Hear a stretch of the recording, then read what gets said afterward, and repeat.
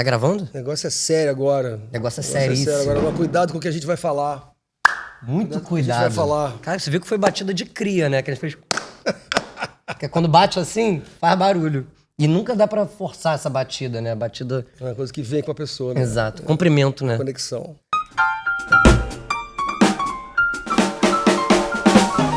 Muito obrigado por ter vindo agradeço. aqui, cara. Que delícia. De verdade, tô muito feliz. Maneiro. Particularmente muito feliz porque eu sou ator há míseros 15 anos. E 12 eu faço... Míseros? Ainda é pouco. Nossa profissão é feita de tempo. E muitas vezes eu escutei de outras pessoas falando, cara, tu parece o Kiki. Parece que o Kiki legal. Mandou. Meu tio já falou isso algumas vezes, minha mãe. É mesmo? E aí, cada vez mais que eu fui pesquisando a sua vida, a sua carreira, né? Já tinha te visto fazendo coisas mirabolantes no teatro. Mas eu fui acompanhando e vendo a sua pessoa. Eu falei, caraca, pô, tomara que eu seja igual o Kiki, tá ligado? Mas sério, muito obrigado por estar aqui. Que delícia. E eu queria até começar falando com uma coisa que, pô, eu me sinto às vezes um traidor da pátria. Porque eu criei esse programa. Porque nós, enquanto atores e atrizes, a gente odeia dar entrevista na maioria das vezes. Porque é meio chato mesmo, às vezes acaba ficando uma coisa muito repetitiva. E eu criei um programa, pô. Pra fazer isso. A questão é tornar a coisa a melhor possível, né? Exato. Não, entrevista pode ser chato pra caramba, mas é porque muitas vezes os repórteres, às vezes, não todos, vejam bem, vêm com uma coisa muito pouco preparada ou muito pouco interessada. E fica ali numa espécie de varejo, né? E aí é chato, você se sente meio usado, né? Podia estar em casa, lendo, estudando, fazendo alguma coisa. Mas tá aqui na Gamboa. Não é o caso, porque você é uma pessoa especializada. Caraca! Você é ator, você gosta disso. Você fez isso é verdade. Nesse sentido, você não tá ali meio de sacanagem, né? Antigamente tinha, né, matérias boas de se ler. Eu tinha mais vontade, eu digo, há 10, 15 anos atrás, eu tinha mais vontade de pegar e ler uma matéria do que hoje em dia, de uma forma geral. Ainda tem muita matéria boa, pô, as revistas Piauí. Jornal, revista, jornal. Mas eu sinto que hoje em dia tem algumas que eu já vejo pela chamada da matéria que eu falo, eu sei tudo que essa pessoa vai falar. Antes mesmo. E pô, quando a gente tá respondendo, aí vem alguém e fala, Kiki, com quantos anos você começou a ser... Aí você fica, pô... Queria falar... Mas isso às vezes é uma evolução sua também, pessoal, né? Que você vai aprendendo cada vez mais. Exato. Isso aqui dá pra ver que não interessa. Não é nem que esteja piorando, né? Talvez eu até gosto da mídia tradicional, assim, por exemplo, de ter aquilo, porque em relação à internet e tal, que também é muito legal em alguns aspectos, tem uma sensação de, bom, pelo menos eu sei esse jornal que ele é mais de direito, mais não sei o quê. Eu sei disso, então eu olho lá e observo, olha como eles estão fazendo, criando a mensagem dele através da forma, através daquelas escolhas editoriais. Cara, eu tenho um pouco isso, eu vejo o Fantástico pra isso. E é importantaço, né, você ter esse, entre aspas, letramento, né? Sim, que você... filtro. E eu queria começar falando de uma parada que eu fui pesquisar um pouco mais de datas da sua carreira. Desculpa. Mas eu vi que você começou trabalhando na Companhia dos Atores em 1990, certo? Na verdade, 88. 88. Então você é pré-Celaron. O Celaron começou depois? A Escadaria Celaron é de 1990 que ele começou a fazer. Mentira, não sabia disso. E vocês já estavam lá na Não, Lapa? mas não era lá, não. Não era lá? Não, nem um pouco, não. Eu não sei nem dizer que ano a gente foi pra lá, mas deve ter sido 2010. Ah, tá. Onde é que era a companhia antes? Não tinha sede. Aquilo ali foi a sede. Antes a gente era onde dava pra ensaiar, onde dava pra se reunir, não tinha lugar. Dá um pouco de inveja. A sede foi uma conquista. Eu adoro aquele lugar. Pô, eu também, cara. Maravilhoso. Eu acho demais, toda a história demais. Mas na verdade eu durei pouco tempo, porque eu saí da companhia não muito tempo depois da gente fundar a sede. Alguns anos, né? Não foi... mas eu acho demais aquilo, acho super importante. Cara, porque eu fiquei viajando nisso, né? Eu fiquei imaginando vocês ludicamente na minha cabeça ali na escadaria Celaron em 90 e a coisa ia acontecendo. Porque a escada foi construída isso ia ser engraçado. Junto com a companhia de vocês, né? Digamos assim, numa coisa de época. E aí eu ia até perguntar, vocês faziam muito pelo centro do Rio? Era uma coisa muito... Ou era um itinerante mesmo Rio de Janeiro inteiro? As peças, os ensaios e a companhia funcionava como? Não especialmente. Não tinha lugar. Era onde dava para ensaiar. Tinha alugar a sala de ensaio. A gente ensaiou no Moarama, que é colado da Rocinha, ali na Gávea. A gente ensaiou isso foi o Rei da Vela. A gente ensaiou no Berlim Constant. Em muitos lugares. Não tinha...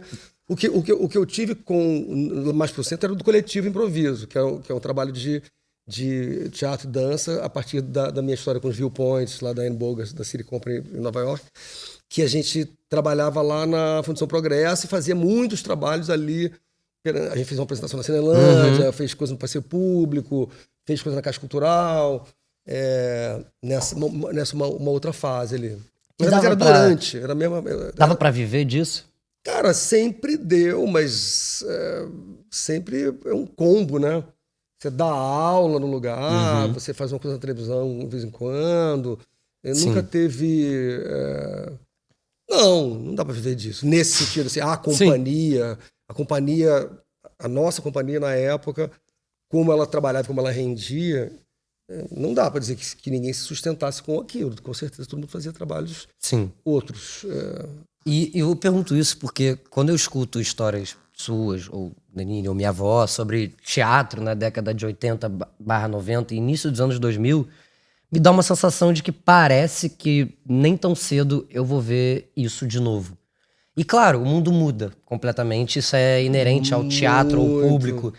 Mas te dá essa sensação também de, caraca, acho que a gente dificilmente vai ver companhias. Temos várias incríveis ainda resistindo, né? A gente traz muito essa palavra quando a gente fala de companhia de teatro. A gente tá aqui resistindo.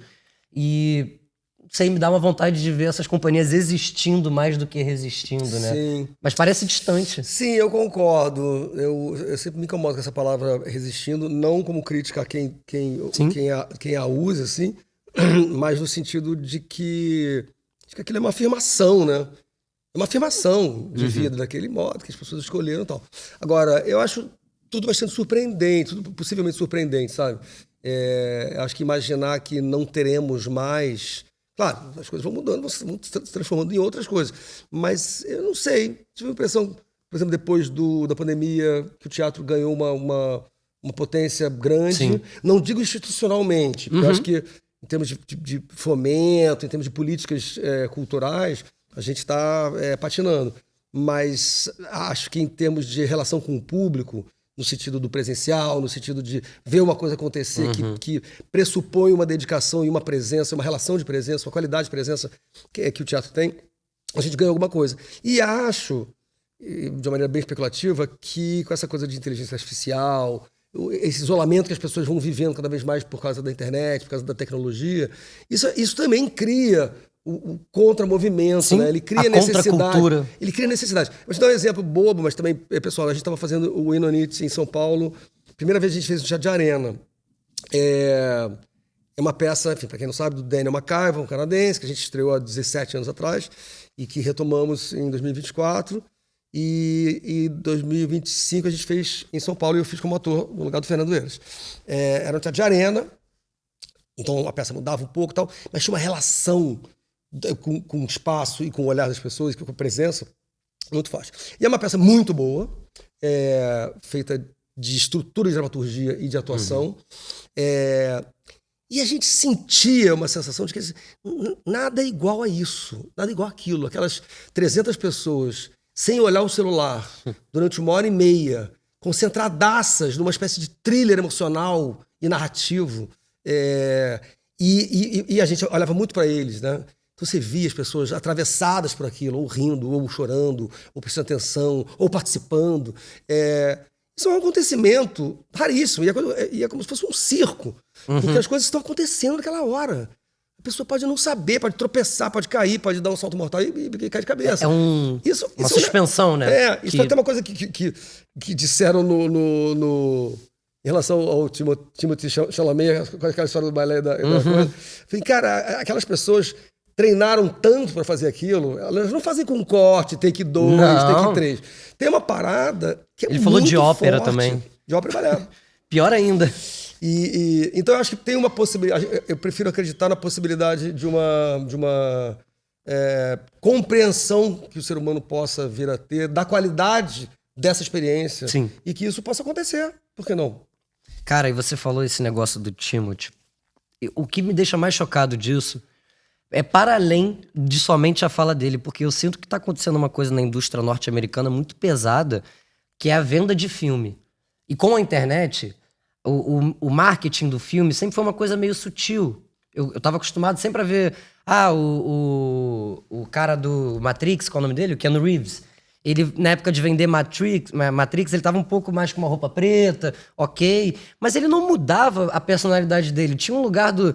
Olha, eu sou um artista, eu sou um ator. E eu tô vendendo o meu trabalho. Só que agora, por exemplo, ele mesmo era um rapaz, o Timothy, que vendia uma persona completamente cool e feminina, muito legal. Que eu falava, pô, que maneiro ver um moleque que tá fazendo um personagem forte como o Rei ou Duna, e ao mesmo tempo tem essa quebra. Só que aí do nada, pra vender esse filme completamente norte-americano, de nós somos os melhores do mundo, ele vai em cima de um domo, ele começa a gritar nas entrevistas, ele fala declarações polêmicas que podem até irritar os outros. Eu fico, putz, mas por que você só não fala? Olha, gente, meu nome é Cadu, eu sou um ator e esse é um filme que eu fiz. E eu acho que isso tem um pouco a ver com essa coisa toda de método. E eu queria até perguntar, o que você sente disso? Eu não sei se tem a ver com método, não. Acho que tem a ver com a personalidade dele, como é que ela vai evoluindo ali. E também acho que tem a ver com... não sei, tem uma evolução da relação com a venda do nosso trabalho, com a venda da nossa imagem, que tem a ver com a internet, né? A internet criou 300 bilhões de canais de televisão, né? Porque cada um de nós, o que a gente está fazendo aqui? A gente está fazendo um produto e você está botando o seu produto na quitanda para vender. Então todo mundo está fazendo isso. Então as técnicas de venda, de marketing, estão indo para o indivíduo, para o pessoal, né?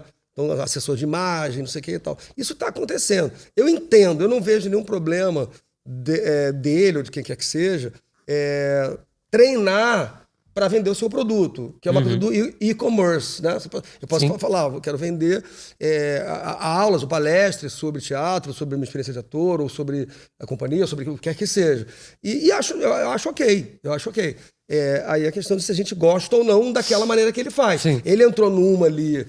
Qual é aquele outro filme? Do Bob Dylan? Sim. Que era genial, que ele arrasava muito. Nossa, eu amei esse filme. Ele arrasava muito. Mas ele já fez uma persona para vender o filme de o grande ator, de não sei o quê. No Master Supreme ele foi mais ainda. Eu tô com medo do próximo filme do... E o Master Supreme ele já vai é um concorrer à personagem... presidência. O Master Supreme já é um personagem antipático. Então, assim, ele foi entrando numa onda maluca. Mas aí é ele, gente. Aí ele, o cara é um puta ator incrível, jovem, gato, rico... Tá tudo bem, gente. Não, vai lá fazer o negócio dele. Eu falei mais num lugar de... Não é só ele que tá nessa... Por exemplo, eu vi que teve casais nos Estados Unidos que se partiram porque para vender o filme foi necessário vender uma ideia de que tava rolando um negócio... Mas porque isso tá rolando direto. E eu acho levemente preocupante no lugar do... Putz, isso tá começando a substituir as coisas que, pra mim, claro, Cadu, são realmente importantes. É uma coisa bem pessoal, essa opinião. Eu entendo, eu concordo com você, entendo. Nossa, é uma coisa complicada mesmo. Mas eu entendo. Eu entendo e vejo, assim, pela. Mas é um ponto de vista meu, da minha idade, assim, da minha experiência e tal. Vejo a galera mais jovem, por exemplo, começando a fazer televisão, por exemplo. Pessoas muito legais, mas que já tem uma cultura do agente, do assessor, do não sei o quê, da venda, do não sei o quê e tal. E isso é uma coisa que está acontecendo, não tenho nenhuma opinião crítica especificamente sobre isso, porque entra nesse mesmo canal. Todo mundo tem o direito de vender seu peixe. E é um mercadão mesmo. Mas, da minha experiência, como tudo que eu vivi durante, sei lá, pelo menos 30, 40 anos, mais de 30 anos, faço teatro há mais de 40 anos, não estava ligado a isso, eu tenho esse né, a teoria do iceberg, tem um troço por um lastro, que não é ligado só à coisa da venda, que eu acho importante para produção cultural, para você ter pensamento. Se você está pensando só na venda, você não está pensando na coisa. Às vezes eu sinto aí sim, aí eu concordo que é uma questão para se pensar. As pessoas estão estudando, elas estão pensando, elas estão se questionando, elas estão fazendo pesquisa. Aí tem uma coisa. Porque fica para mim num lugar... Caraca, é isso. O esforço todo não é nem para... Porque, cara, a gente tem que falar sobre os nossos trabalhos, né? Tipo, pô, e aí, vai fazer um filme agora? Vamos é bom saber falar também, né? Óbvio. E a gente pode entrar na onda da venda, mas eu fico realmente um pouco preocupado. E uma outra coisa que eu ia te perguntar, aí é uma pergunta bem tosca de entrevista, mas ela pode ir para um lugar legal. Viva as perguntas tuas. Pergunta tosca número 1. Entre Número 1, audiovisual... achei que era uma só. Pô, tem uma lista. Aquele pergunta estúpida número 3, né? Vamos começar a parte das perguntas toscas. Não, beleza, vamos lá. Vamos nessa. Audiovisual ou teatro? Ambos. Por quê? Ambos. Por que tem que ser exclusivo? Não escolheria nenhum dos dois. Os dois têm... Não, as duas coisas não. Uma coisa alimenta a outra, em vários sentidos. Eu acho a experiência audiovisual... Bom, as experiências audiovisuais, tem muitas diferentes. As experiências de teatro são muito diferentes. Tem peças que misturam as duas coisas, de certa maneira. Sim. Então... E você teve experiências ótimas no audiovisual. Assim, Sim. Do meu ponto de vista enquanto ator, quando eu olho a sua carreira, eu fico assim, caralho, queria. Sim, queria fazer esses papéis. Não, muito bons. Papéis muito bem escritos, eventualmente muito bem dirigidos, parceiros de cena muito legais, a dramaturgia como um todo, não só do personagem, mas da coisa que você está fazendo, ser de uma alta qualidade. A gente só aprende. Claro, a questão é observar que uma coisa é uma coisa, outra coisa é outra coisa. Assim como comédia é comédia, drama é drama, e dramédia é dramédia, ou que na balança, se misturar. sim. Mas entender, você está fazendo uma coisa épica, ou uma história em quadrinho, uma fotonovela, você entender que tipo de métrica gramática você vai usar para aquilo ser o melhor possível, né? E não confundir demais uma coisa com a outra. Ou então confundir de propósito, mas enfim, aí já é... E... Fala. O público está impaciente. Não, hoje ele tá que tá. Tá falando pra caralho. Quer apresentar esta merda? O Arthur perguntou aqui pro Kiki se na época ele você fez o mecanismo, né? E se isso bateu... Como é que bateu isso pra você ao longo do tempo e sendo essa pessoa que você é, se posicionando claramente como você se posiciona? Cara, foi bem complexo. Eu sou muito amigo da Helena, que escreveu, muito amigo de muito tempo. Então ela estava ali também me convidando para aquilo. Eu, a princípio, recusei, depois fiquei lá resistindo, depois fiquei tentando procurar, antes de fato fazer, de tentar torcer aquilo, tentando convencer, tive a ilusão, tentar convencer o Padilha, por exemplo, de que aquilo podia não ter nomes tão característicos,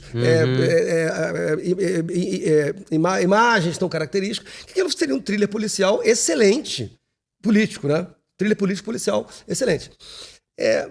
Não só não consegui, como foi visto, como depois ele ainda botou textos em off que não estavam no roteiro que eu li, por exemplo. Não que isso resolva o problema de eu ter escolhido fazer, eu escolhi fazer porque eu acho, era uma oportunidade de grana, de trabalho, uma coisa também internacional.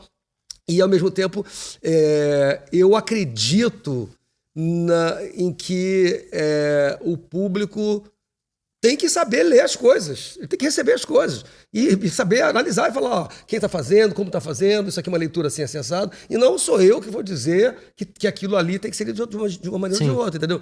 Então eu falei, bicho, nada me impede de fazer isso. Agora, que foi complicado, foi, porque era ano de eleição, eu não sei o quê. Eu não vou dizer que eu me arrependo, porque eu não me arrependo das coisas, entendeu? Eu não me arrependo. Legal. Eu falo, cara, naquele momento, eu era uma pessoa que tomava decisões assim, assim, assado. Agora, talvez não fizesse, beleza. Mas, cara, isso tá feito, tá dado. Aquilo já é meu. Essa experiência já é minha. Essa experiência de ser complexo, difícil, de ficar com um pouco de vergonha e tal, é difícil. Mas, cara, é isso aí. Não tem muito... E tem uma coisa também que às vezes bate nas pessoas que por exemplo, eu, particularmente falando de mim. Eu trabalho fazendo novela e fazendo teatro e fazendo outras coisas desde 2014. E a grande maioria das pessoas que me seguem no Instagram tem a certeza absoluta de que eu sou rico. Então tem um lugar também que a gente precisa trabalhar, gente. A gente precisa trabalhar, precisa trabalhar, e não só pra manter o meu dinheiro, é pra manter meu trabalho. Porque hoje em dia o mundo tá mais corrido do que nunca. Você fica recusando 1, 2, 3 trabalhos, depois você não faz mais nada. Não, e isso que a gente tá falando do personagem, se você recusou, não recusou e tal, fica parecendo que a gente só teria um orgulho de ser capaz de recusar. Mas tem uma hora que você não vai recusar. Tem uma hora que você vai fazer um negócio meio miquento. Ou vai fazer um negócio que... E às vezes eu vejo, assim, colegas meus, eu olho e falo assim, olha lá, a pessoa pagando a conta dele. Eu tenho certeza que ela não está feliz fazendo aquilo, ou que ela prefira fazer aquilo. Essas publicidades. Mas, cara, de boa.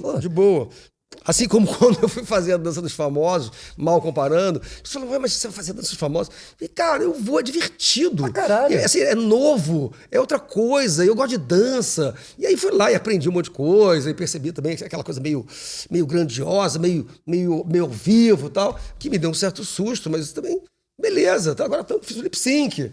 Cara, também divertido, uma equipe que eu já conhecia. Se eu não tivesse feito dança, eu não teria conhecido essa equipe, que é muito maneira. Conheci uma gente que fazia, as próprias entre aspas, celebridades que faziam, que de naturezas muito diferentes. Posso gostar de algumas mais que outras, é claro, mas tirar o preconceito e falar, olha como essa pessoa e tal.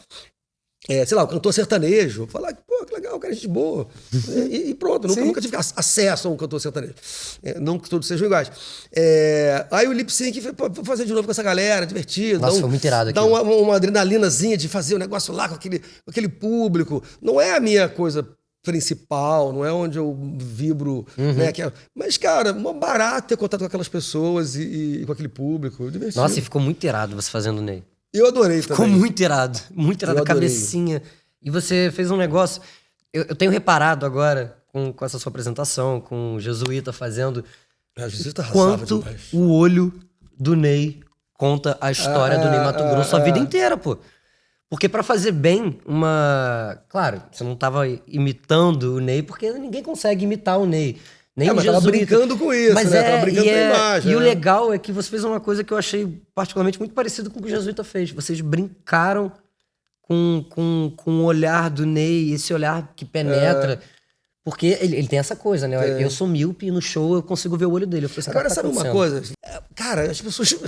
essas pessoas de direita, ou não de direita, mas que ficam falando contra os artistas, e eles não sabem a maravilha e a beleza que é você fazer o negócio, você fingir que é uma coisa, você botar uma roupa, um negócio, uma maquiagem. E aí, sim, e olha, essas coisas do Secos e Molhados, muita gente que veio falar comigo, ou que escreveu, mas as que vieram falar assim, isso é um patrimônio de memória pessoal de gerações e gerações que tinham esse disco em casa e da potência que esse disco trouxe, porque era na coisa militar e tal, aquilo era uma libertação para muita gente. E não é só para quem tem sei lá, um pendor ao feminino. Sim. Não, é para todo mundo. Aí você fazer aquilo traz tanta energia de tanta gente que, de certa maneira, essa energia foi oprimida, né? Como às vezes tentam hoje em dia oprimir o que está nesse lugar e tal, que acho que aquilo ali é além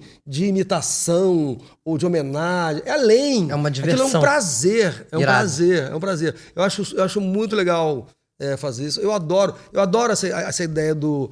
Eu vou usar uma palavra ruim, mas que é do travestismo. Não no sentido do travesti, mas no sentido da transformação, de você se deixar atravessar por elementos que estão fora de você. Eu acho isso muito legal, muito a gente saudável. Faz isso muito saudável. Desde que a gente vai começando a ter consciência de que a gente é um ser humano, a gente vai brincando e vivendo disso. É uma delícia. Quando um adulto que joga bola, né, que nem a gente joga toda terça-feira, a gente não joga bola só porque a gente tá fazendo um exercício. É porque a gente tá levemente fazendo de conta que a gente tá ali brincando de ser jogador. Tá meio celebrando. Numa medida menor. Mas quando você pega e canta com muito...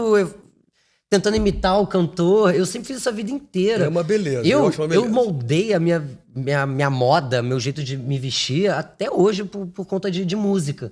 E às vezes eu fico chocado com isso, exatamente o que você tá falando, quanto é fácil moldar uma sociedade pra odiar coisas que elas já amaram. Porque você pega o rock and roll... É o medo, né? E aí o glam, rock glam, né? Aquela Motley Crue, umas bandas assim, muito rock and roll, que falava sobre pegar mulher, estão todos de meia calça, sapato alto, cantando assim, botando a mão aqui. Aí eu fico, o que aconteceu? É uma travação, né? E aí eu sinto que daqui a 20, 30 anos vai ter uma outra coisa que vai falar, caraca, olha que coisa de viadinho, falando das roupas de hoje em dia. Eu acho que é meio louco isso. Engraçado, eu tava pensando aqui nessa história do... tem essa coisa do lip sync, tem essa história do curso para homens e tal, que tá toda esse contexto, essa conversa e tal. E eu fico pensando na coisa da conservação, da família conservadora, que teve essa história da família conservadora e tal. E fiquei pensando na coisa de que, na minha vida, claro que tem um lugar, né? Tem um lugar que você se organiza para as coisas se se manterem em pé, né? Que você conserva mesmo, que você estrutura, que você organiza, seja o horário, seja uma formação de filho, seja um pacto, você conserva. Mas tem uma coisa que, assim, você cria uma tendência a conservar, mas se você não cria o antídoto disso, que é a respiração, que é o que está fora, que é o fora mesmo, é o fora, é o que a gente não sabe. Se você não cria essa porosidade, essa respiração, que tem a ver com o trabalho mental, tem a ver com o imaginário, tem a ver com um porvir, um devir e tal, você se torna não saudável. Porque você só quer segurar. E segurar só trava. E aí eu acho que tem essa coisa da masculinidade que tende a trava. Ou seja, ela não pode perder a autoridade. É uma trava. Em vez de falar, ruim. Olha só como eu posso ser poroso e também feminino, e também ajudar a estruturar, ajudar a conservar o que é bom, não, vai virando uma trava que você é obrigado. Aí você começa a ter o quê? Uma arma. Não, e trava de tudo. Trava tudo. Trava a coluna. Eu tive que desconstruir uma vida inteira pra dobrar a perna. Eu sempre achei confortável. E eu lembro que teve um dia que eu falei, cara, quer saber? Eu vou ficar aqui nesse bar e vou conversar assim com as pessoas. Ou quando eu tô em pé, eu gosto de quebrar um pouco. Eu sei que isso faz mal pro ciático, já escutei isso do meu médico. Pois é, aí... Mas eu gosto de dar uma quebradinha pra descansar. É mais confortável. E aí não, sabe, você vê que a pinta tem seu preço. Dá uma pinta, mas tem seu preço. Exatamente. E aí você fica, caraca, que prisão, cuidado, né? Com excesso que de o pinta. homem tem. E é muito torturante. Deve ser. Não, é muito torturante. Eu falo porque eu fui durante, sei lá, uns 22 anos da minha vida um cara que estaria aqui assim agora. Fala, brother. E às vezes não, às vezes eu vou achar mais confortável estar assim, às vezes eu vou achar mais confortável estar assim.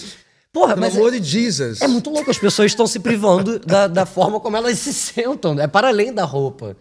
Quem dera, botar uma saia, fudeu, Quem tá na rua. Mas, cara... Eu adoraria ser um pouquinho mais abusado em termos de roupa, por exemplo. Eu tenho preguiça, mas eu não tenho muita coragem, não. É uma coisa de uma relação com o fora, no sentido de quanto você aparece. Isso tem a ver com a minha gênese de personagem. Sou o 6º filho. Então eu tinha que batalhar por um espaço. Eu sou o último. Cara, você gritava, eu tinha que batalhar por um espaço, então eu tenho uma síndrome de querer aparecer de certa maneira, mas eu não posso aparecer demais, porque pode ser perigoso. Então, assim, eu gosto de aparecer, sou ator, virei ator, não sei o que e tal, mas se eu aparecer demais, pode ser perigoso. Isso é a minha cabeça. Cara, mas eu entendo o que você tá falando. Eu sou filho caçula também, e a minha avó... Você conhece? Você já trabalhou com a minha avó? Sou neto baby, que eu sou neto da Irene Ravache. Nunca trabalhei com ela. A minha avó, ela sempre fala pra mim, ela fala, cara, você é o filho mais novo de 2 irmãos mais velhos. E eu também ficava gritando pra chamar atenção. Isso é muito doido. Você acha que se você se soltar pra caralho, você pode... Qual perigo é esse? Eu fiquei curioso. Eu pense agora. Não, mas... São 40 anos de análise. Não, já tá até velha essa gênese de personagem. Isso é uma coisa já careta. É a minha gênese de personagem pra mim. Eu criei essa gênese. Mas faz sentido. E eu leio o meu sintoma, parte dele, desse jeito. Eu preciso... Mesmo assim, vou te dar um exemplo da dança dos famosos. Tipo, não sei se eu quero fazer isso. Não sei. Aí eu falo... Mas eu tô curioso. Ou mesmo pra fazer televisão, quando eu fazia teatro, e todo mundo tinha preconceito com a televisão, eu falava... Cara, mas se eu tô pensando nisso é porque eu tô incomodado, eu tô curioso. Por que eu não vou lá olhar para ver o que é? Então tinha um vetor, assim, no sentido de ir, de abrir. Sim. Então, quero aparecer. Mas eu percebo que, sei lá, se eu... Eu acho que o meu próprio ego não vai aguentar se eu for um sucesso tempestuoso, permanente. Se eu fosse, né? Assim, tipo, uau! Globo de Ouro, Oscar, porque eu vou ser visado demais. Vão olhar pra mim de um jeito muito... Daí só tem a queda, não tem mais possível. Então, assim, eu, de certa maneira, me protejo disso. Então, por exemplo, vou dar um exemplo bobo. Quando eu fiz uma série com o Fernando Meirelles, com a Paola Oliveira, com a Maria Fernanda Cândido, que é o Feliz pra Sempre. Feliz pra Sempre. Logo depois, eu dirigi uma novela. Eu tinha dirigido já antes. E eu fiz questão de batalhar, de dirigir a novela, porque eu queria desaparecer. Eu não queria ficar naquele lugar do... Que loucura. Uau, protagonista, não sei o quê.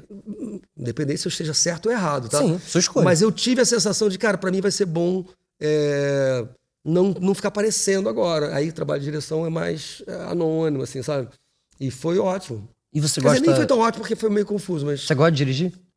Eu gosto de dirigir, tenho mixed feelings com dirigir. Atuar.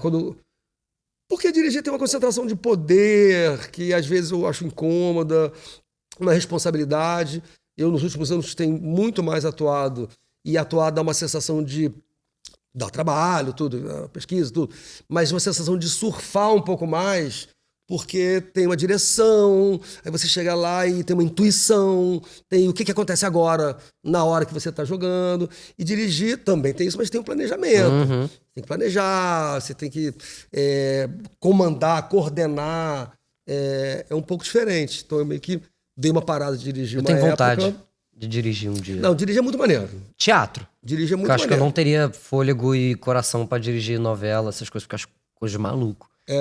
Eu acho uma correria coisa de que maluco. eu não tenho capacidade. Mas as minhas experiências de novela foi dirigindo dentro de uma equipe, né? Não, claro, Não era claro, diretor claro. artista nem diretor-geral. Mas mesmo assim... Era o Helles, não. Café com Leite, que tinha experiência com eu não seria com AD ator. de audiovisual. Eu não tenho capacidade de ser AD de audiovisual. Tipo, não tô diminuindo o AD não, mas né?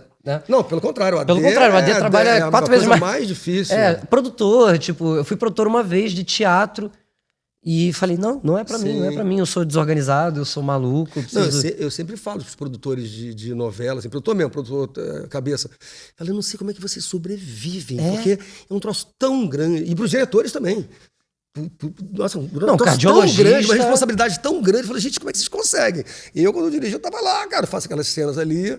E aí falo, tá legal, não tá legal, melhor assim, melhor assado.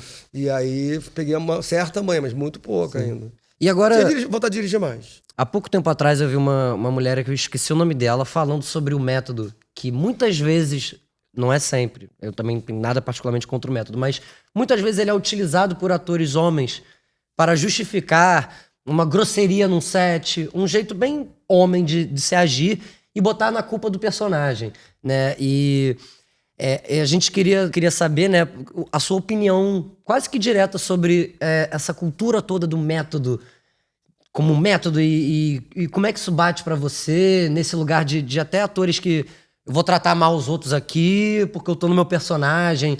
Como é que você vê um pouco essa situação? Olha, tem muita coisa aí, eu acho. Primeiro que eu não sei se as pessoas que vão ver o coisa sabem o que é método, né? E eu acho também que tem nessa discussão meio que foram transformando uma história longa e complexa em ficar no personagem ou não. E aí, assim, né, isso vem lá do Stanislavski, através do Lee Strasberg, especialmente, e do Group Theater, e se disseminou nos Estados Unidos de uma maneira tal que cada vez mais é que nem igreja evangélica. Tem milhões de maneiras de ler e tal. Então, acho só delicado a expressão o método ser sinônimo de não sair do personagem, que aí é uma redução empobrecedora. Mas ficou um pouco... eu sinto, desculpa te interromper, mas eu sinto que a internet, de uma forma geral, quase que generalizando aqui na minha fala, mas a maioria das vezes o que chega pra mim é muitas pessoas, às vezes, se dizendo conhecedoras e que não conhecem, inclusive... o próprio Stanislavski, que se próprio contradisse em vários momentos da vida, porque não é uma coisa rasa, né? Eu acho isso muito perigoso mesmo quando a gente fala de método, porque eu sinto com essas coisas de coach que o método também foi utilizado, né? O método, quando eu digo método, eu não gosto de resumir a uma coisa só, porque eu acho que são muitas coisas, né? Então eu tenho esse cuidado, porque eu falo, calma, gente, método não é você fingir que você... não é você ser aquele personagem o tempo todo. O método é muitos milhões de coisas englobadas. Eu tenho uma preocupação, uma coisa particular com o nome. Porque o método é uma coisa muito norte-americana, né?